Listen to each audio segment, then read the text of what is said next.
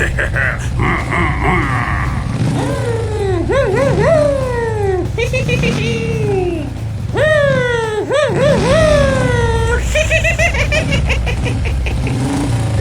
স্কন্ধকাটা, মেছোভূত এবং পেতনি তাদের অদ্ভুত বাইকগুলো নিয়ে রেসের জন্য প্রস্তুত হচ্ছিল। তারপর সে এক ঘুটঘুটে অমাবস্যার রাত। ভাঙা শিব মন্দিরের পাশের প্রাচীন বটতলাটা আজ ভূতেদের কলরবে গম গম করছে, যেন ভূতেদের চাঁদের হাট বসেছে। আর সেই হট্টগোলের কারণ হলো বছরের সেরা ভুতুড়ে বাইক রেস। এই যে আসুন আসুন, গরম গরম ফুলুরি বেগুনি একেবারে খাটে ভূতের তেলে ভাজা। আসুন আসুন, রেস দেখবেন আর মুখে কিছু দেবেন না, তা কি হয়? আসুন আসুন, তাড়াতাড়ি আসুন। আমি তো আমার জমানো সব টাকা করি পেতনির নামেই লাগালাম। কি তার রূপ আর কি তার নিঃশব্দে চলার ভঙ্গি! বাহ, ওকে ধরা কারো কম্য নয়। ধর্মকা, রূপ দিয়ে কি আর রেস জেতা যায়? শক্তি লাগে, শক্তি। বাজি লাগাতে হলে লাগা স্কন্ধকাটার উপর। কি প্রকাণ্ড বাইক! আর দেখ কি গায়ের জোর! এক ধাক্কায় সবকটাকে উড়িয়ে দেবে। তোরা কিছুই বুঝিস না। আসল খেলোয়াড় হলো নোলক ডাইনি। বয়স হয়েছে বটে, কিন্তু বুদ্ধিতে সবার কান কাটবে। দেখিস, ওই জিতবে। এই সব কিছুর সাক্ষী এক মানব সন্তান, অসীম সাহসী হাবু।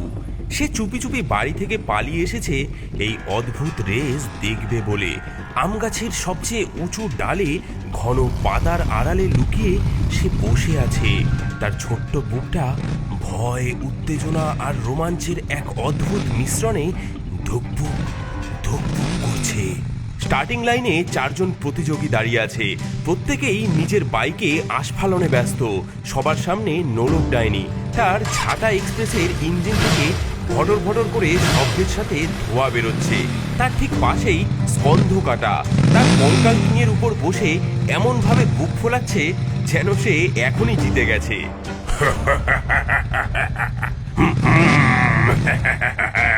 আমার কঙ্কাল কিং এর সামনে আজ কেউ টিকবি না। এর প্রতিটি হার নাম করা পালোয়ানদের, বুঝলি? তাদের অতৃপ্ত আত্মাগুলো এই বাইককে শক্তি যোগায়। কিরে কিরে ডাইনি বুড়ি, তোর এই মরচে পড়া ঝাঁটায় আজ তেল দিয়েছিস তো, নাকি মাঝপথে ভেঙে পড়ে আমার পায়ের তলায় আসবি? এই মুন্ডহীন দৈত্য, তোর মোটা মাথায় বুদ্ধিও নেই দেখছি। বয়স নিয়ে খোটা দিস না। বয়স যত বাড়ে ধারও তত বাড়ে।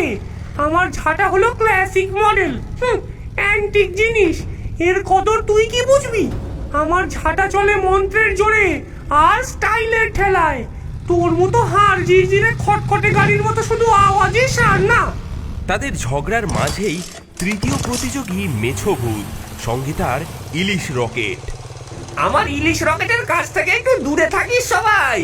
আজকের মাছটা একেবারে পদ্মায় টাটকা ইলিশ। যা গন্ধ না, তোদের মাথা ঘুরে পড়লে আমি কিন্তু কিছু বলতে পারবো না। সব শেষে ছিল সুন্দরী পেতনি। সে কোনো তর্কে গেল না। তার লতা পাতা আর শিকড় দিয়ে তৈরি ফিসফিস ফ্লাইয়ার থেকে কোনো শব্দই আসছে না। শোনো শোনো, হে সাহসী ভূতের দল, শোনো। এই রাতের মহাযুদ্ধের নিয়মাবলী।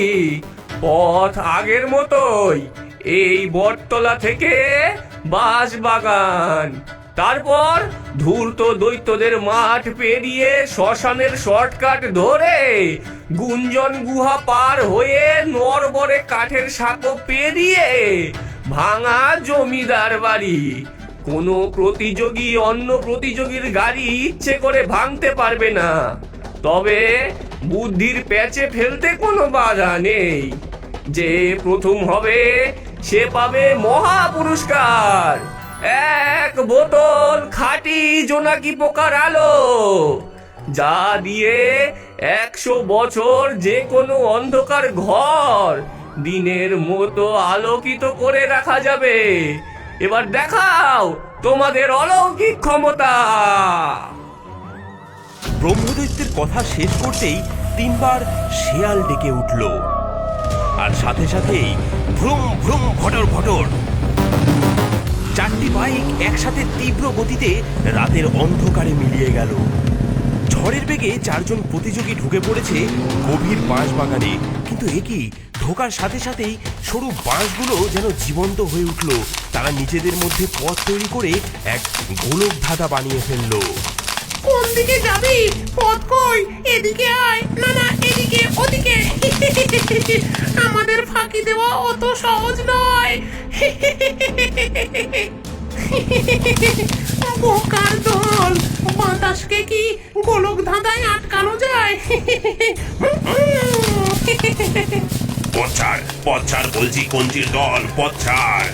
এই বলে স্কন্ধকাটা তার বাইকের ওপর রাখা মাথাটাকে বন বন করে ঘুরিয়ে সামনের বাঁশ বাগানের দিকে ছুঁড়ে মারল। মাথাটা গিয়ে লাগলো এক প্রকাণ্ড বাঁশের গায়ে। ব্যথায় সব বাঁশ সোজা হয়ে পথ ছেড়ে দিল, কিন্তু মেছো ভূত পারল না। একটা বাঁশের বাড়ি খেয়ে সে তার ইলিশ রকেট নিয়ে ছিটকে পড়ল পাশের ডোবায়। গেলাম রে। আরে এত পুঁটি মাছ! আহা, রেস তো পরের বছরও হবে, কিন্তু এমন তাজা পুঁটি মাছ রোজ রোজ তো পাওয়া যায় না। দাঁড়া দাঁড়া, দুটো ধরে মুখে পুরিনি। এই তো জীবন। আহা, ব্যাস, প্রথম প্রতিযোগী রেস থেকে স্বেচ্ছায় অবসর নিল।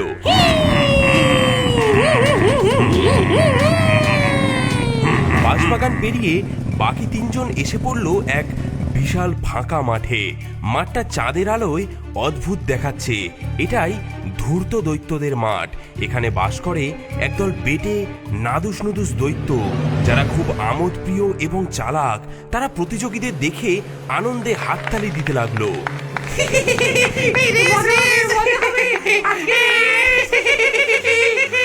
ওদের পথ আটকারে। দেখি কেমন বুদ্ধি ওদের। দৈত্যরা ছুটে এসে আঠালো কাদার তাল ছুটতে লাগলো। একটা তাল এসে লাগলো স্কন্ধকাটার কঙ্কাল কিং এর চাকায়। চাকাটা কাদার মধ্যে বিশ্রীভাবে আটকে গেল। এই পুচকের দল, ছাড় ছাড় বলছি, নইলে তোদের চাটনি বানিয়ে খাবো আমি। কিন্তু দৈত্যরা তার রাগ দেখে আরো মজা পেল। তারা তাকে ঘিরে নাচতে লাগলো। পেতনি তার নিঃশব্দ যান নিয়ে মাটির সামান্য ওপর দিয়ে ভেসে চলে গেল। তাকে কেউ ধরতে পারল না। নোলক ডাইনি দেখলো বিপদ।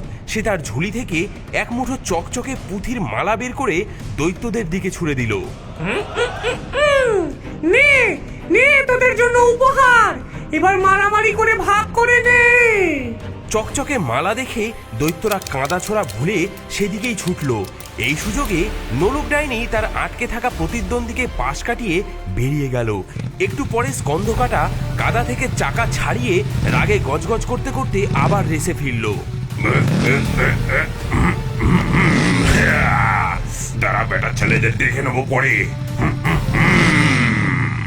মাঠ পেরিয়ে শ্মশানের কাছাকাছি এসে পেতনি আর স্কন্ধকাটা দেখলো নোলক ডাইনি আবারও সোজা রাস্তা ছেড়ে শ্মশানের ভেতর দিয়ে একটা শর্টকাট ধরেছে। এই ওই বুড়ি বড্ড ফাঁকিবাজ, আমিও ছাড়বো না, আমিও আসছি। কিন্তু শ্মশানের ভেতরে ওঁত পেতেছিল বিপদ।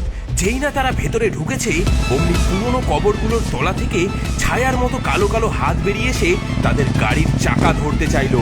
হাতগুলো এত দ্রুত আসছিল যে পালানোর পথ ছিল না। নে নে, এবার গুনতে থাক বাছা ধনেরা। 1 2 3, গুনতে গুনতে সকাল হয়ে যাবে। নোলক ডাইনি তার ঝুলি থেকে এক মুঠো সর্ষে ছড়িয়ে দিয়েছিল, তাই সর্ষে গোনার অভিশাপে ব্যস্ত হয়ে পড়ল সেই ছায়া ছায়া হাতগুলো। এই সুযোগে ডাইনি অনেকটা এগিয়ে গেল। স্কন্ধকাটা আর পেতনিও সেই সুযোগে পার হয়ে গেল। শ্মশান পেরিয়ে তারা এসে পৌঁছালো এক পাহাড়ের পাদদেশে, যেখানে রয়েছে গুঞ্জন গুহা।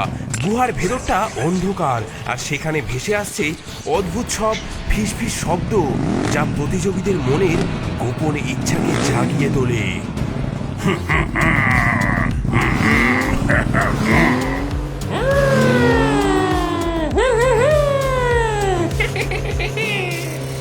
এদিকে আয় স্কন্ধ কাটা। এই গুহার শেষে তোর জন্য রাখা আছে এক বীর যোদ্ধার মাথা। তোর আর এই ছেঁড়া মাথা বগলে বইতে হবে না। এদিকে আয়। চুপ কর, আমার এই মাথায় সেরা। এর চোখ দুটো হেডলাইটের কাজ করে। তোর ওই যোদ্ধার মাথায় কি সেই ব্যবস্থা আছে? নেই।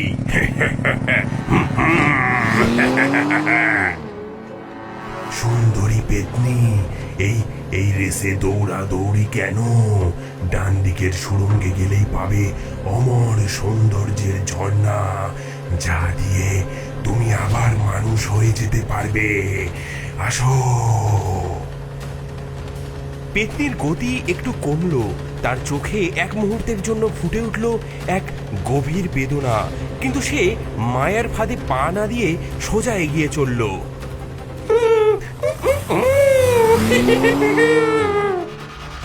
নোলক ডাইনি, তোর ঝাঁটার চেয়েও শক্তিশালী মহাবিশ্বের শ্রেষ্ঠ জাদুর কাঠি আছে বাম দিকের রাস্তায়। আয় আয়। ধ্যাৎ, আমার এই ঝাঁটাই আমার গর্ব। তোদের মতো ফাঁপা আওয়াজকে আমি ভয় পাই না। সে তার কুমড়োর ইঞ্জিন থেকে এক ঝটকায় এত ধোঁয়া ছাড়লো যে গুঞ্জনগুলোর কাশির চোটে কিছুক্ষণের জন্য চুপ হয়ে গেল।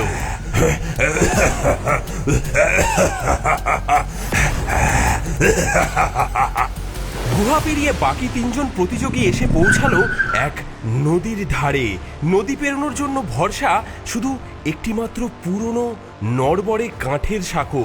সাঁকোর তলার জল থেকে কেমন সবুজ আভা বেরোচ্ছে। নোলক ডাইনি যেই তার ঝাঁটা এক্সপ্রেস নিয়ে সাঁকোর ওপরে উঠেছে, অমনি সাঁকোটা ভীষণভাবে দুলতে শুরু করলো।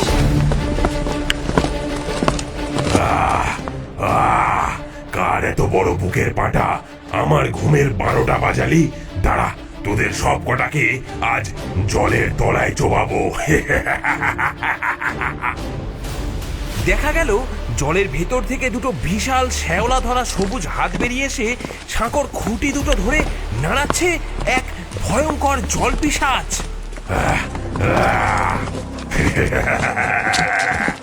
এই এই এই শ্যাওলা ভূত, সাঁকো ছাড় বলছি, নইলে তোর ওই পচা মাথা দিয়েই আমি আমার বাইকের নতুন টায়ার বানাবো। হ্যাঁ বটে, আমার মাথা পচা। দাঁড়া, তোকে তোকে দিয়েই আজ আমার রাতের খাবারটা সারবো। জল পিশাচ আবারও জোরে জোরে সাঁকো নাড়াতে লাগলো, কিন্তু নোলক ডাইনি শুধু মুচকি হাসলো। এই রোগের ওষুধ আছে আমার কাছে। সে তার ঝুলি থেকে একটা জ্যান্ত কাঁকড়া বিছে বের করে জলের মধ্যে ছুঁড়ে দিল। বিছেটা সাঁতরাতে সাঁতরাতে গিয়ে জল পিশাচের হাতে দিল এক বিষাক্ত হুল ফুটিয়ে। ওরে বাবারে, ওরে বাবারে, চলে গেল রে, ওরে বাবারে। যন্ত্রণায় ছটফট করতে করতে জল পিশাচের হাতটা সরিয়ে নিতেই সাঁকোটা স্থির হলো। সেই সুযোগে ডাইনি আর স্কন্ধকাটা ছাই করে সাঁকো পার হয়ে গেল। আর নিঃশব্দ পেতনি সে কখন যে দুলুনি উপেক্ষা করে সবার অলক্ষ্যে পার হয়ে গেছে তা কেউ টেরই পায়নি।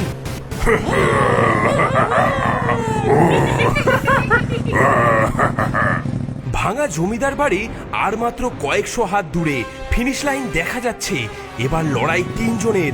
নিঃশব্দে সবার আগে চলেছে পেতনি, আর পেছনে গর্জন করতে করতে চলেছে স্কন্ধকাটা, আর তার একটু পেছনেই নোলক ডাইনি। পেতনি, পেতনি, আজ তোর ফিসফিসানি বন্ধ হবে। আমার কঙ্কাল কিং তোকে আজ হারিয়েই ছাড়বে। ডাইনি দেখলো সে শক্তিতে আর পেরে উঠবে না। এবার দরকার খাঁটি বুদ্ধির। সে গলা ফাটিয়ে এমন চিৎকার করলো যা শুনে বাকি দুজন চমকে গেল। ওরে পেতনি, সর্বনাশ! পেছনে দেখ, ব্রহ্মদৈত্য নিয়ম ভেঙে তোর দিকেই তেড়ে আসছে। তুই নাকি দৈত্যদের মাঠে শর্টকাট নিয়েছিস। পেতনি ভূত হলেও ভারী নিয়মনিষ্ঠ। অন্যায়ের অপবাদ সে সহ্য করতে পারে না। কি অসম্ভব! আমি কোনো নিয়ম ভাঙিনি। সে সত্যি সত্যি পেছনে তাকাতেই তার মনোযোগ নড়ে গেল আর বাইকের গতি কমে গেল। সেই সুযোগে স্কন্ধকাটা তাকে টপকে গেল, কিন্তু ডাইনির চাল তখনও বাকি ছিল। সাব্বাস সাব্বাস বেটা পালোয়ান, তুই জিতবি। আরে তোর মাথাটা খুশিতে কেমন চকচক করছে, একবার দেখ। জয়ের আলোয় তোর চোখ দুটো যেন হীরের মতো জল জল করছে রে। হ্যাঁ, কই কই দেখি দেখি, সত্যি বলছিস? হ্যাঁ। সে আনন্দে আত্মহারা হয়ে তার বাইকে রাখা মাথাটাকে উঁচু করে দু হাতে ধরে দেখতে লাগলো। আর যেই না মাথাটা উঁচু করেছে, অমনি তার বাইকের হ্যান্ডেলের নিয়ন্ত্রণ গেল হারিয়ে। বাইকটা গড়গড়িয়ে সোজা গিয়ে ভাঙা দেওয়ালের ওপর পড়ল। এই সুযোগেই নোলক ডাইনি তার ঝাঁটা এক্সপ্রেসের শেষ টান দিয়ে